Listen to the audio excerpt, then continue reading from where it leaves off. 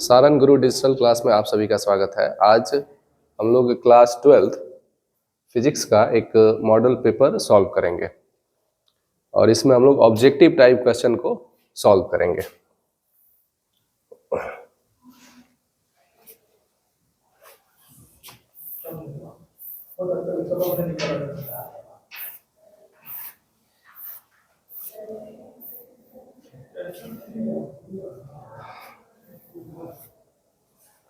ठीक है, तो ये पहला क्वेश्चन है, equal charges are placed at 3 edges of a square if the force in between q1 and q2 is F12 and between q1 and q3 is F13, then F12 divided by F13 will be।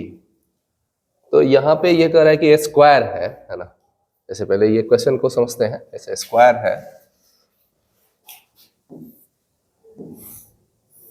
और square के as पे 3 charge रखा गया है ना। इसके सिरों पर एज जो है, ये कॉर्नर जो है वो 4 है, लेकिन 3 ही रखा गया है। यहाँ पे Q रखा गया है, यहाँ पे Q रखा गया है और यहाँ पे Q चार्ज रखा गया है। इक्वल चार्ज रखा गया है तो इसको हम लोग Q1 बोल लें, Q1, इसको Q2 और इसको Q3। ठीक है, तो यहाँ पे Q1 और Q2 के बीच में लगने वाला जो फोर्स है उसको F12 से डिनोट करता है। Q1 और Q2 के बीच में इसका जो साइड है वो A है। तो Q1 और Q2 के बीच में लगने वाला फोर्स F12 लिखा गया है। तो इसको क्या लिखेंगे, K Q1 Q2 दोनों चार्ज सेम है तो Q स्क्वायर हो जाएगा डिवाइडेड बाई A। क्लियर है। उसके बाद F12 किसको कह रहा है, F12 हो गया। उसके बाद F13 Q1 और Q3 के बीच में लगने वाला फोर्स। तो ये डिस्टेंस हम लोग को चाहिए, तो ये डिस्टेंस होगा √2a होगा। अगर साइड A है तो इसका जो डायगोनल होगा वो √2a होगा। तो इस बीच में फोर्स हो जाएगा K Q1 Q2 दोनों चार्ज सेम है तो Q स्क्वायर डिवाइडेड बाई, ये डिस्टेंस का स्क्वायर होता है, यहाँ भी स्क्वायर करेंगे, K Q1 Q2 upon distance का स्क्वायर। तो इसका स्क्वायर होगा, तो स्क्वायर होगा तो क्या होगा, √2 का 2 हो जाएगा A स्क्वायर। क्लियर है ये। अब पूछ रहा है कि F12 डिवाइडेड बाई F13 क्या होगा। तो इस दोनों को डिवाइड करेंगे, K Q square divided by 2 divided by A square, K Q square divided by 2 A square. तो ये कट गया, ये भी कट गया, ये 2 ऊपर जाएगा तो ये 2 होगा। ठीक है, अगला क्वेश्चन देखेंगे।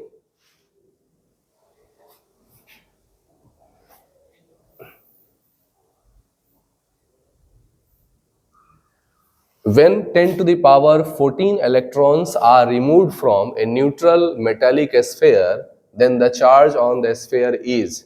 किसी स्फेयर से, किसी गोले से इतना इलेक्ट्रॉन निकलता है।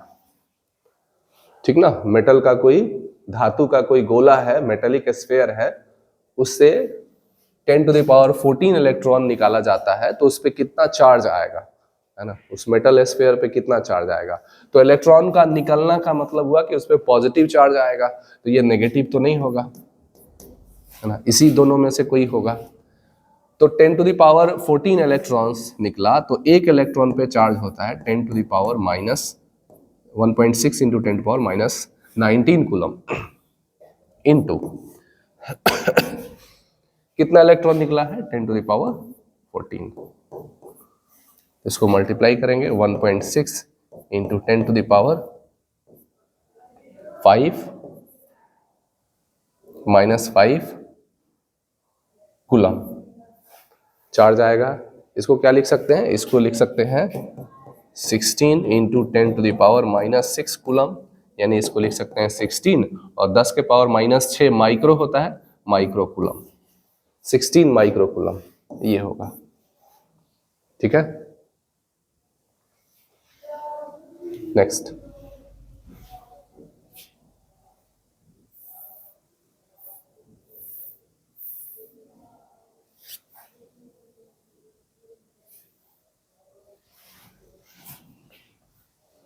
कह the angle between equipotential surface and electric field lines of force is, equipotential surface सम विभवी पृष्ठ तथा विद्युत बल रेखाओं के बीच का कोण क्या होता है। इक्विपोटेंशियल सरफेस उस सरफेस को बोलते हैं जिसका पोटेंशियल हर जगह सेम हो, है ना।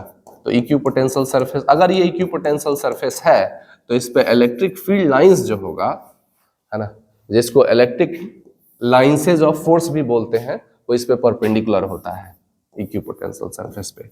और हम लोग जानते हैं कि इलेक्ट्रिक फील्ड के परपेंडिकुलर डायरेक्शन में मूव करने से पोटेंशियल चेंज नहीं होता है। तो ये चूंकि इक्विपोटेंशियल सरफेस है और इस पे इलेक्ट्रिक फील्ड परपेंडिकुलर होगा और यहां से यहां जाने पे पोटेंशियल चेंज भी नहीं करेगा, इसका आंसर हो जाएगा 90 डिग्री। ठीक है, नेक्स्ट,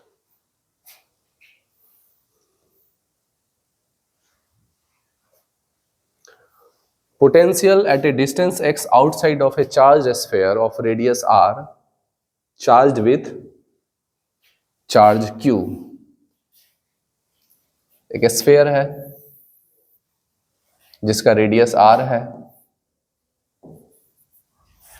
और इस पे चार्ज जो है वो q है। तो इस स्फीयर के बाहर x डिस्टेंस पे पोटेंशियल का वैल्यू निकालना है। केंद्र से बाहर x दूरी पर विभव निकालना है। तो यहां से ये x दूरी लेंगे, सेंटर से x डिस्टेंस पे हम लोग विभव निकालेंगे, पोटेंशियल निकालेंगे। तो पोटेंशियल का वैल्यू क्या होता है, k q अपॉन x। किसी चार्ज स्फीयर के आउटसाइड पोटेंशियल का वैल्यू होता है k, यानी k q अपॉन x। ये हो जाएगा b। ठीक है,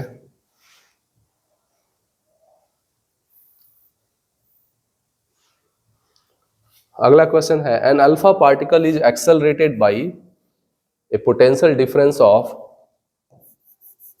200 volt, increase in its energy will be, है ना। कोई अल्फा पार्टिकल को एक्सेलरेट किया जा रहा है 200 वोल्ट से, तो उसका एनर्जी कितना से इंक्रीज करेगा। तो एनर्जी होता है चार्ज इनटू पोटेंशियल डिफरेंस, है ना। तो अल्फा पार्टिकल है, अल्फा पार्टिकल पे कितना चार्ज होता है, हीलियम के न्यूक्लियस को अल्फा पार्टिकल बोलते हैं। हीलियम में से 2 इलेक्ट्रॉन निकाल दें तो उसका न्यूक्लियस बचेगा, यानी उसमें 2 इलेक्ट्रॉन के बराबर अमाउंट का चार्ज होता है। तो उस पर चार्ज हो जाएगा 2 इंटू 1.6 इंटू 10⁻⁻19। ठीक है, इंटू पोटेंशियल डिफरेंस 200 वोल्ट है। तो यहां ध्यान दीजिएगा, हम लोग ये इसको ऐसा यूनिट में रखे हैं, इसको भी ऐसा यूनिट में रखे हैं। तो ये जो आएगा वो आ जाएगा 400, इसको और इसको मल्टीप्लाई कर देते हैं, है ना। और यहाँ पे ये वोल्ट हटा देते हैं, वोल्ट यहाँ कूलम भी रखना पड़ेगा और वोल्ट भी रखना पड़ेगा, तब जाके एनर्जी क्या होगा, जूल में होगा। तो इसको जूल लिख दे रहे हैं और ये हो जाएगा 1.6 इंटू 10⁻⁻19 जूल। अब इसको इलेक्ट्रॉन वोल्ट में बदलना है, क्योंकि ऑप्शन में सब इलेक्ट्रॉन वोल्ट में दिया है। तो इलेक्ट्रॉन वोल्ट में बदलने के लिए क्या करेंगे,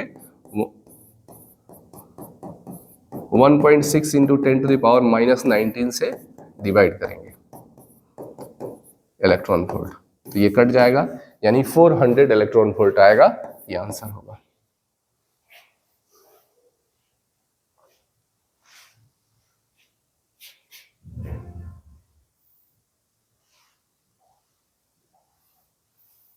अगला क्वेश्चन है कि what is the energy stored in a capacitor of capacity C when its potential is increased up to V। कोई संधारित्र है, उसको V पोटेंशियल डिफरेंस दिया जा रहा है और इसका कैपेसिटेंस C है, तो उसमें एनर्जी कितना स्टोर हो जाएगा, एनर्जी का फॉर्मूला है 12 CV²। ये आंसर होगा।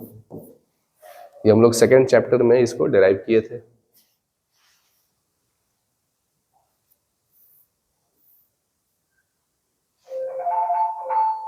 अगला क्वेश्चन है कि n एक समान गोलीय बूंदों जो समान विभव v पर आवेशित है मिलकर एक बड़ी बूंदे बनाती हैं। नई बूंद का विभव होगा n equal spherical drops of equal potential v are combined to form a big drop. The potential of new big drop will be, जैसे पोटेंशियल मान लीजिए n आइडेंटिकल ड्रॉप है, ये हो गया, इस पे का चार्ज q मान लेते हैं, तो इसकी वजह से पोटेंशियल का वैल्यू होगा k q अपॉन इसका रेडियस r मान लेते हैं r। ये फर्स्ट इक्वेशन हो गया। अब ऐसा n ड्रॉप को मिलाकर के एक बड़ा ड्रॉप बनाया गया, तो एक ड्रॉप पे q चार्ज है, तो n ड्रॉप पे चार्ज कितना हो जाएगा n क्यूब, और रेडियस इसका कैपिटल R मान लेते हैं। अब इसका पोटेंशियल हो जाएगा, इसको V1 लिखते हैं, इसको V2 लिखते हैं, या इसको ये V लिखा है ना, इस ये जो इसका पोटेंशियल V है ना, तो इसको V मान लेते हैं। अब इसका वैल्यू क्या होगा, इसको लिख देते हैं K charge n cube divided by इसका रेडियस।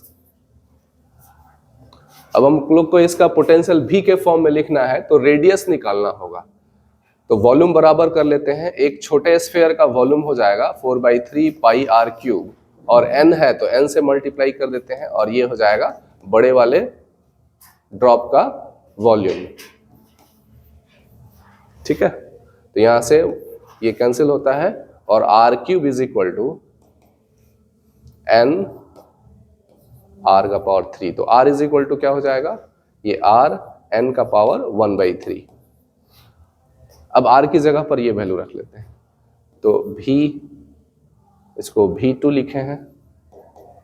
बड़े वाले ड्रॉप का पोटेंशियल है K n Q divided by r की जगह पर ये लिखेंगे r n का पावर 1/3। अब यहां देखिए कि K Q बाई R जो है वो V हो जाएगा, तो ये हो गया V, और ये n का पावर ये ऊपर जाएगा, ये पावर 1 है, और इधर 1/3 है, ऊपर जाएगा तो माइनस हो जाएगा, 1 माइनस 1/3 2/3 हो जाएगा। V n का पावर V इंटू n का पावर 2/3, तो ये ऑप्शन डी है। ठीक है, हम लोग क्या किए कि एक छोटे स्फीयर का पोटेंशियल लिख लिए, फिर बड़े स्फीयर का पोटेंशियल लिख लिए। बड़े स्फीयर पे चार्ज कितना हो जाएगा, छोटे स्फीयर पे चार्ज q है, और यही n मिल करके एक बड़ा स्फीयर बनाया है, तो चार्ज n q हो गया। अब इस रेडियस को कैलकुलेट कर लेते हैं वॉल्यूम को बराबर करके। Next,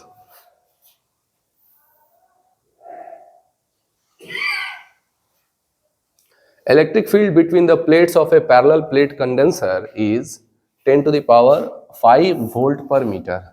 If charge on plate of condenser is 1 microcoulomb, then the force on each plate of the condenser is. ये जो इलेक्ट्रिक फील्ड लिखा हुआ है यहाँ पे कंडेंसर की वजह से, जिसपे कंडेंसर में एक प्लेट पे, कंडेंसर को कैपेसिटर भी बोलते हैं, तो कैपेसिटर के एक प्लेट पे पॉजिटिव चार्ज होता है, दूसरे पे नेगेटिव चार्ज होता है,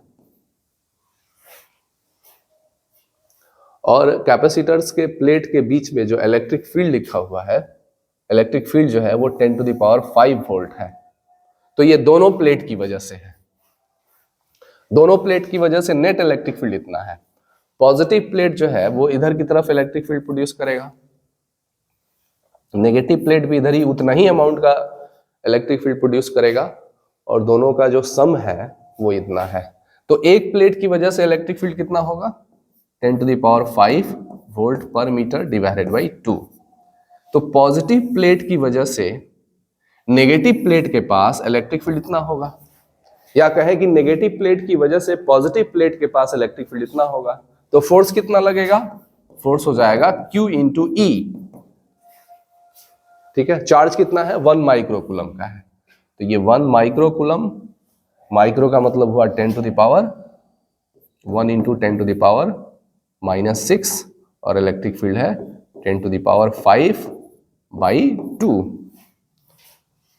ठीक है, तो ये 1/2 0.5 हो गया, और 10 का पावर -1, यानी ये हो गया 0.05 न्यूटन का फोर्स लगेगा।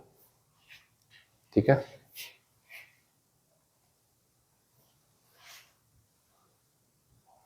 अगला क्वेश्चन है the value of torque Q experienced by a charge loop of magnetic moment M in the magnetic field is। तो ये तो फॉर्मूला बेस्ड क्वेश्चन है, ये torque is equal to M cross B होता है, इसका आंसर A हो जाएगा, M क्रॉस B।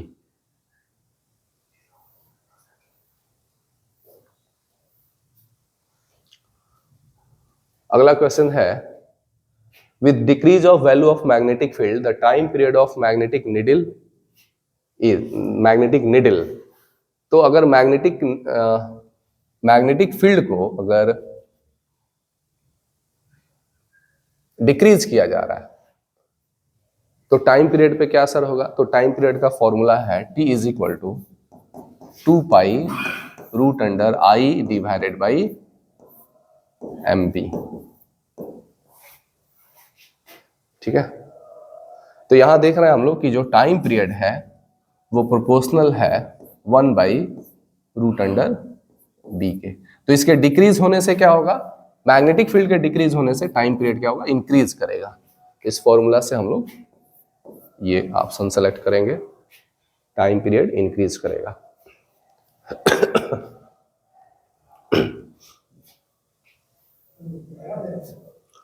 अगला क्वेश्चन है विच of the following is used in plant house. Plant house में कौन सा रेडिएशन यूज होता है? तो इंफ्रारेड रेडिएशन का यूज किया जाता है। नेक्स्ट है E vector of any electromagnetic wave is along x-axis and h vector is along z-axis. The velocity of the wave is। तो इलेक्ट्रोमैग्नेटिक वेव में क्या होता है कि इलेक्ट्रिक फील्ड होता है और मैग्नेटिक फील्ड होता है। तो इलेक्ट्रोमैग्नेटिक वेव में इलेक्ट्रिक फील्ड, मैग्नेटिक फील्ड और डायरेक्शन ऑफ प्रोपगेशन तीनों एक दूसरे पे परपेंडिकुलर होता है। ये मैग्नेटिक फील्ड है, यहां इसको H से लिखा है तो H है, ये इलेक्ट्रिक फील्ड है। तो इलेक्ट्रोमैग्नेटिक वेव में इलेक्ट्रिक फील्ड, मैग्नेटिक फील्ड और डायरेक्शन ऑफ प्रोपगेशन हमेशा क्योंकि एक दूसरे पे परपेंडिकुलर होता है, तो यहाँ इलेक्ट्रिक फील्ड को कह रहा है ये x एक्सिस के लॉन्ग है, मैग्नेटिक फील्ड को z एक्सिस के लॉन्ग कह रहा है। तो डायरेक्शन ऑफ प्रोपगेशन किधर होगा, यानी वेलोसिटी किधर होगा वेव का वेलोसिटी y एक्सिस की तरफ होगा, क्योंकि x y z भी तीनों एक दूसरे पे परपेंडिकुलर होता है। इलेक्ट्रिक फील्ड x एक्सिस के लॉन्ग हो गया, मैग्नेटिक फील्ड z एक्सिस के लॉन्ग हो गया, तो वेलोसिटी जो होगा वो y एक्सिस के लॉन्ग होगा।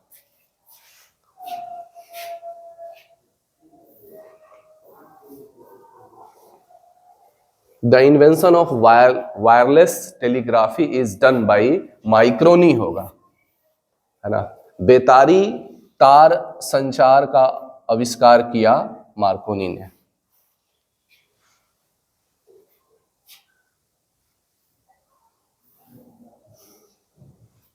अगला क्वेश्चन है light ray bends in moving from one medium to another,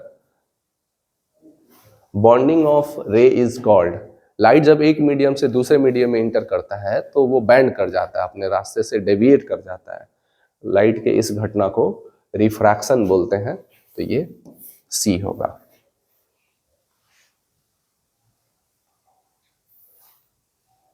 अगला क्वेश्चन है due to which reason the air bubble shining in water. Air bubble जो है वो साइन करता है वाटर में, किस कारण से? तो टोटल इंटरनल रिफ्लेक्शन की वजह से। यहाँ पे उसको परफेक्ट रिफ्लेक्शन भी उसको बोलते हैं। टोटल इंटरनल रिफ्लेक्शन का दूसरा नाम परफेक्ट रिफ्लेक्शन दी है।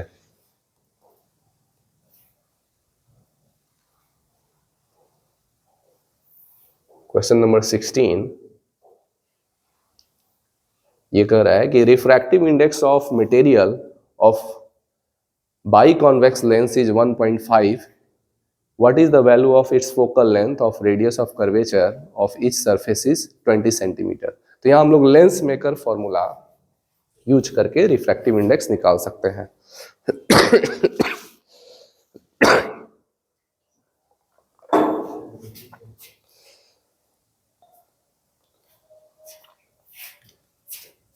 तो इस तरह से ये जो क्वेश्चन है इसमें कह रहा है कि रिफ्रैक्टिव इंडेक्स जो है वो बाई कॉन्वेक्स लेंस है,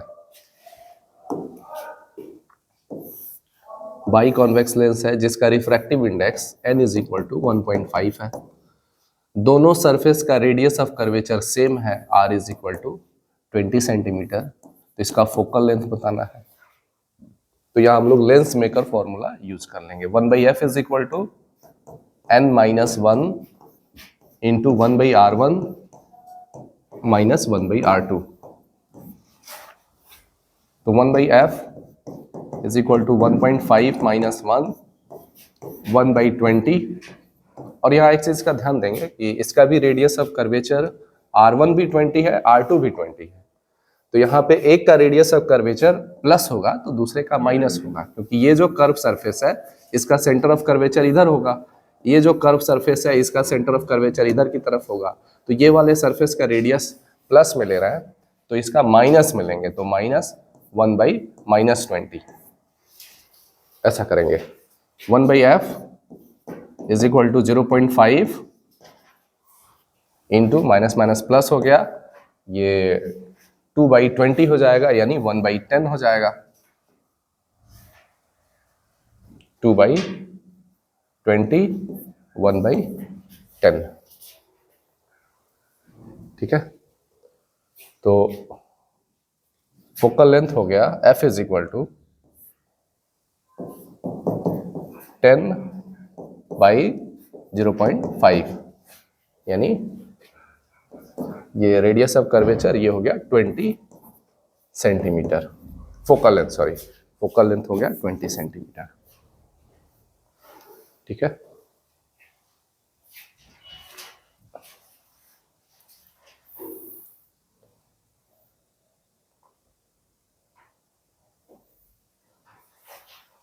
A convex lens is made of such a material whose refractive index is 1.5. If the lens is immersed in water, then it behaves as, इसको वाटर में जो रिफ्रैक्टिव इंडेक्स है convex lens का वो 1.5 है और water का रिफ्रैक्टिव इंडेक्स 1.33 होता है। तो वाटर में इसको डुबा दिया गया, तो डुबाने के बाद ये कौन से लेंस की तरह बिहेव करेगा। तो ध्यान दीजिए कि मीडियम का रिफ्रैक्टिव इंडेक्स से ज्यादा है लेंस का रिफ्रैक्टिव इंडेक्स, तो ये लेंस कॉन्वेक्स लेंस जैसा ही बिहेव करेगा। कॉन्वेक्स लेंस का दूसरा नाम है कन्वर्जिंग लेंस, तो कन्वर्जिंग लेंस की तरह बिहेव करेगा। अगर मीडियम का रिफ्रैक्टिव इंडेक्स लेंस के रिफ्रैक्टिव इंडेक्स से ज्यादा होता तो ये डाइवर्जिंग लेंस जैसा बिहेव करता। अगर मीडियम का रिफ्रैक्टिव इंडेक्स लेंस के रिफ्रैक्टिव इंडेक्स के बराबर होता तो प्लेन मिरर प्लेन ग्लास जैसा बिहेव करता, लेकिन यहाँ पे मीडियम का रिफ्रैक्टिव इंडेक्स कम है तो ये कॉन्वेक्स लेंस जैसा ही बिहेव करेगा, यानी कन्वर्जिंग लेंस जैसा बिहेव करेगा।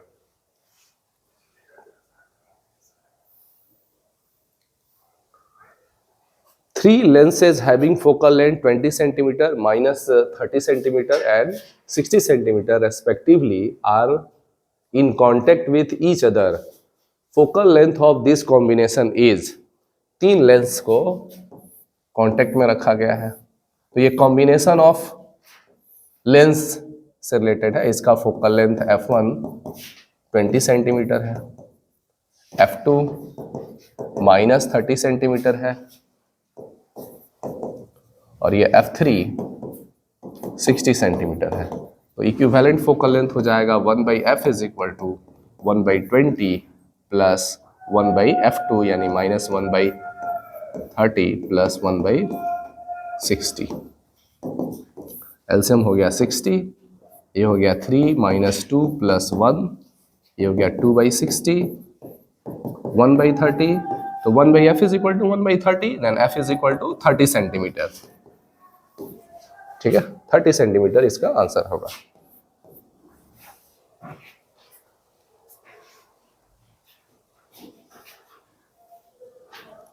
Focal length of objective and eyepiece of any telescope is 20 centimeter and 2 centimeter respectively।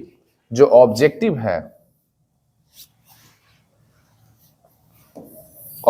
है इसका फोकल लेंथ 20 सेंटीमीटर है, और जो आईपीस है इसका फोकल लेंथ 2 सेंटीमीटर है। यानी तो मैग्निफिकेशन होता है लेंस का FO बाई FE, यानी objective focal length divided by eyepiece का फोकल लेंथ। तो ऑब्जेक्टिव का फोकल लेंथ है 20 सेंटीमीटर और आईपीस का फोकल लेंथ है 2 सेंटीमीटर। ये आंसर 10 होगा। आसान सा क्वेश्चन है ये, फॉर्मूला बेस्ड है ये। M is equal to magnification of telescope FO by FE, focal length of objective divided by focal length of eyepiece.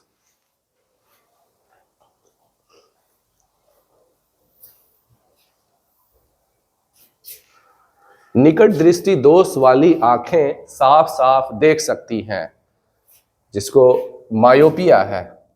Myopia जो है निकट दृष्टि दोष है। तो निकट दृष्टि दोष है वो नजदीक के चीजों को क्लियर देख सकता है। नाम से थोड़ा सा कंफ्यूजन होता है, निकट दृष्टि दोष, इसमें ऐसा लगता है कि निकट को देखने में प्रॉब्लम होगा, लेकिन ऐसी बात नहीं है। निकट दृष्टि दोष जिसको है वो नजदीक के चीजों को क्लियर देख सकता है, दूर की चीजों को देखने में उसको दिक्कत होगा। और दूर दृष्टि दोष जिसको है उसको नजदीक के चीजों को देखने में दिक्कत होगा, दूर को वो क्लियर देखेगा।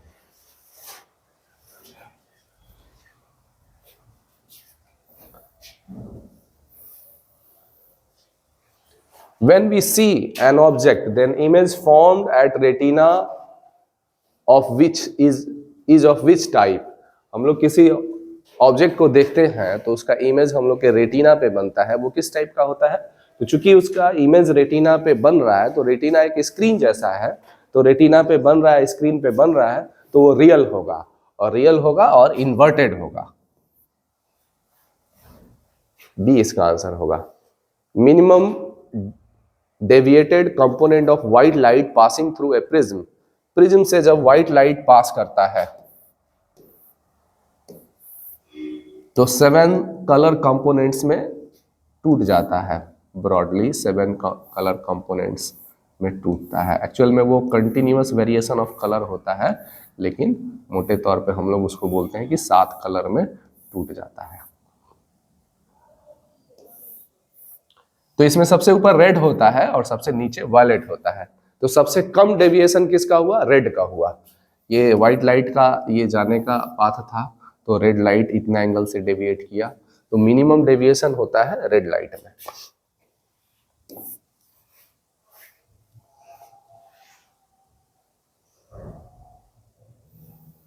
अगला क्वेश्चन है, critical angle of light ray passing through glass to air is minimum for violet light होगा, है ना। वायलेट लाइट का क्रिटिकल, वायलेट लाइट में डेविएशन सबसे ज्यादा होता है रेड, ग्रीन और येलो की तुलना में, तो वायलेट लाइट का क्रिटिकल एंगल मिनिमम होगा।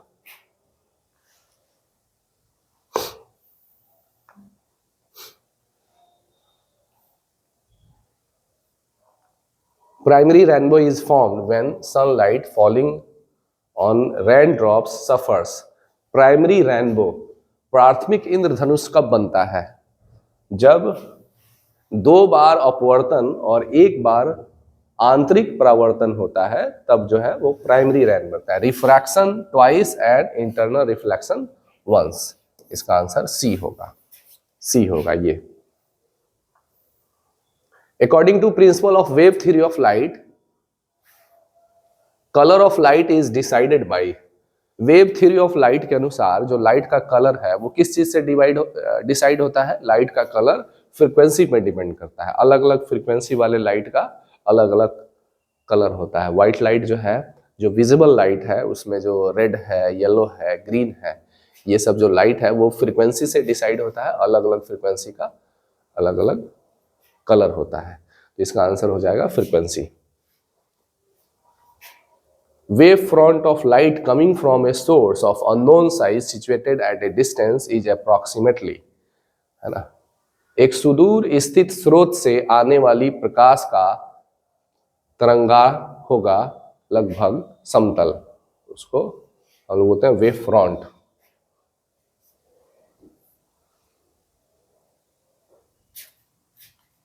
है ना, वो प्लेन होगा।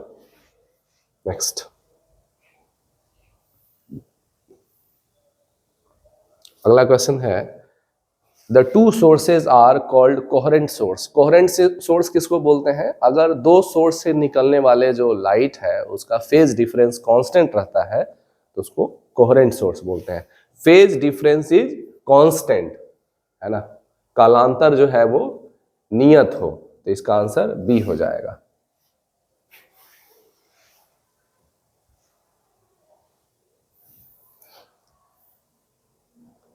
For constructive interference, the phase difference between two waves reaching at a point is, अगर कंस्ट्रक्टिव इंटरफेरेंस होना है तो फेज डिफरेंस 0 होगा, तो इसका आंसर जो होगा वो ए होगा।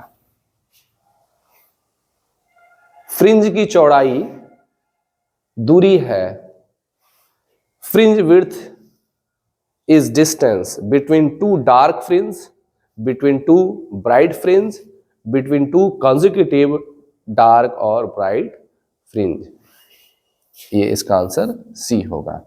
दो लगातार डार्क या दो लगातार ब्राइट के बीच के डिस्टेंस को हम लोग फ्रिंज विड्थ बोलते हैं, फ्रिंज की चौड़ाई बोलते हैं, है ना। तो किन्हीं दो क्रमवर्ती काली या चमकीली फ्रिंजों की बीच की दूरी होती है। ये वेव ऑप्टिक्स में हम लोग पढ़ते हैं, सेकेंड बुक का जो सेकेंड चैप्टर है फिजिक्स का, उसमें हम लोग ये वेव ऑप्टिक्स पढ़ते हैं। अगला क्वेश्चन है in Young's double slit experiment the path difference between waves produced constructive interference is not equal to. Constructive interference हो रहा है तो पाथ डिफरेंस किसके बराबर नहीं होगा? एन लैम्डा अगर हो रहा है तो कंस्ट्रक्टिव इंटरफेरेंस हो जाएगा, है ना, तो ये होगा 2n + 1 लैम्डा बाई 2।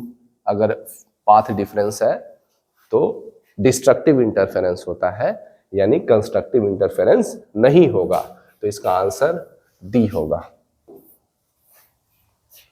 ठीक है। फ्रेनेल दूरी fz का मान होता है ना, इसको फ्रेनेल डिस्टेंस बोलते हैं, और फ्रेनेल डिस्टेंस होता है a² बाई लैम्डा। इसका आंसर बी हो जाएगा।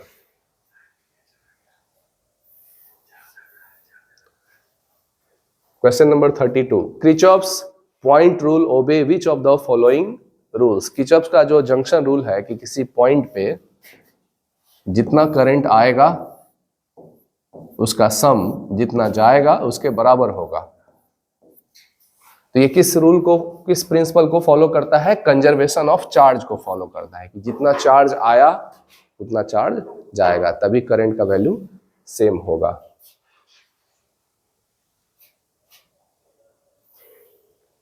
The algebraic sum of current at any point in electric circuit is, same question है, algebraic sum जो होगा किसी पॉइंट पे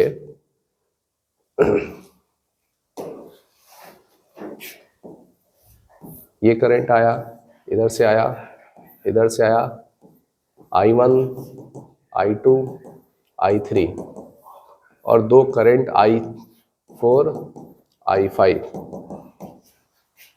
तो I1 + I2 + I3 बराबर होता है I4 + I5 के।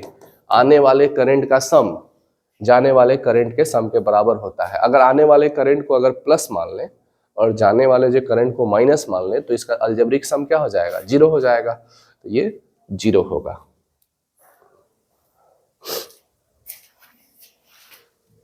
अगला क्वेश्चन है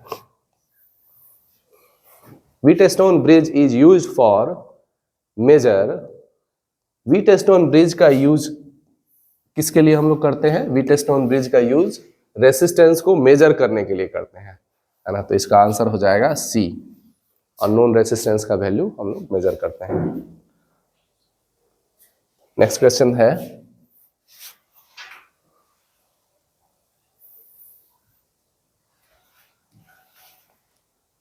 a current of 1 microcoulomb is flowing in a wire if charge on electron is 1.6 into 10 to the power minus 19 coulomb, then the number of electrons flowing per second through the wire is, current का value दिया है 1 microcoulomb, 1 micro ampere, sorry 1 micro का मतलब हुआ 10 का power minus 6 ampere,